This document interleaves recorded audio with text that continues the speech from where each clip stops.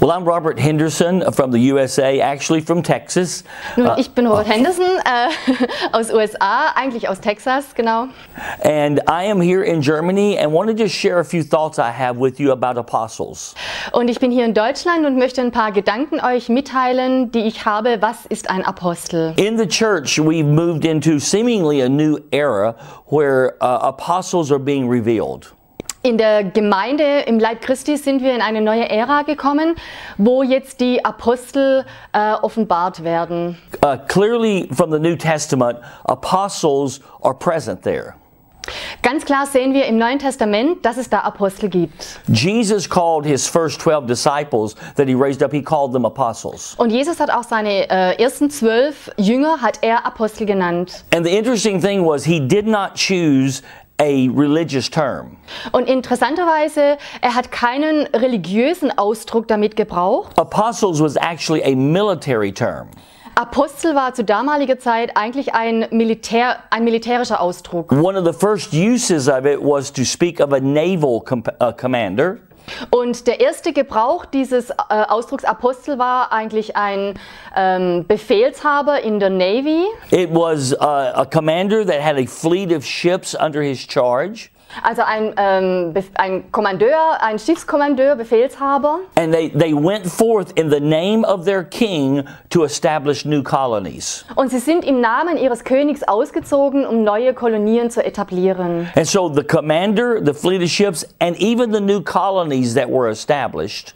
Und so, also der Kommandeur und auch die Schiffsflotte und die neuen Kolonien, die etabliert wurden. All of this was called apostles or apostolic. Und all das wurde Apostel genannt oder apostolisch. You see, the reason Jesus chose this term Der Grund, warum Jesus sich für diesen Ausdruck entschieden hat, is because the real passion of real apostles is to expand the rule of the kingdom.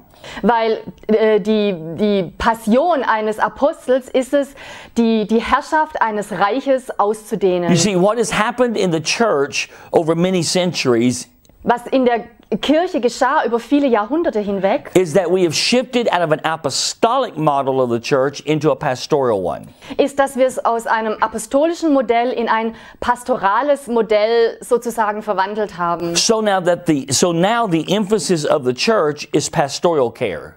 Und so ist jetzt die Betonung des Leibes Christi auf dieser pastoralen Fürsorge. We even call whoever leads a local church, we call them pastors. Und wer immer auch eine örtliche Gemeinde leitet, wir nennen das einen Pastor. But we have to contrast that with the early church. Aber wir müssen das vergleichen mit der ersten Gemeinde. Where for instance, in the church in Jerusalem, it was apostles that led that church. Zum Beispiel in Jerusalem, da haben Apostel die Gemeinde Jesu geleitet. Because the passion of the apostles out of who Jesus was.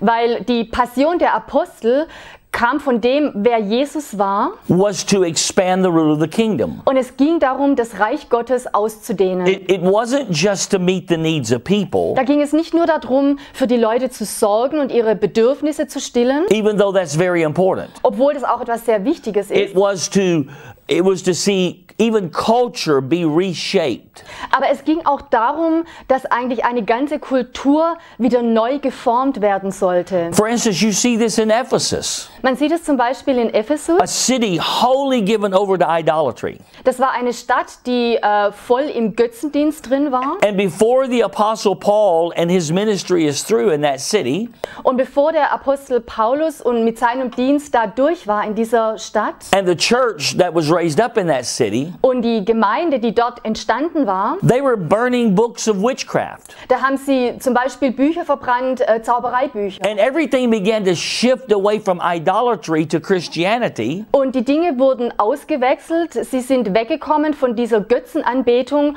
und hin zum Christentum. So much so that the ones who made the idols Sogar, das war so sehr der Fall, dass diese Götzen gemacht hatten, became very upset with the Apostle Paul. Wurden sehr böse mit dem Apostel Paulus. Because they made their livelihood from people buying these idols. Weil sie haben ihren Lebensunterhalt daraus gezogen von diesen Götzenbildern. And as Christianity began to overrule all of this, Und als das Christentum mehr und mehr dieses Ganze dann überschattet hat, they were losing their livelihood. da haben sie quasi ihren Lebensunterhalt verloren. But when you just even read through the New Testament, Aber wenn man so das Neue Testament liest, you see that the very culture of Ephesus began to shift. man sieht, dass die Kultur in Ephesus, dass da etwas sich zu verändern begann. Now, pastoral ministry is unable to do that.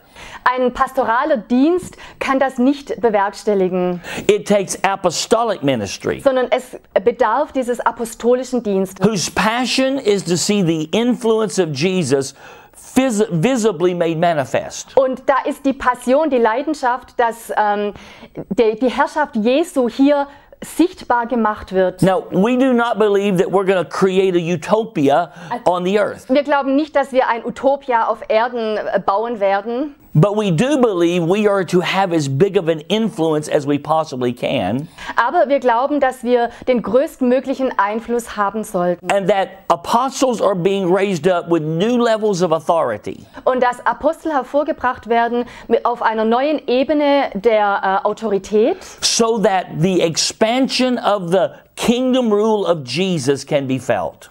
so dass die Herrschaft Jesu wirklich gefühlt und gespürt werden kann. The apostolic movement is not something to be afraid of. Und die apostolische Bewegung ist nicht etwas, wovor wir Angst haben sollten. The apostolic movement is something that we should celebrate because Jesus is being glorified.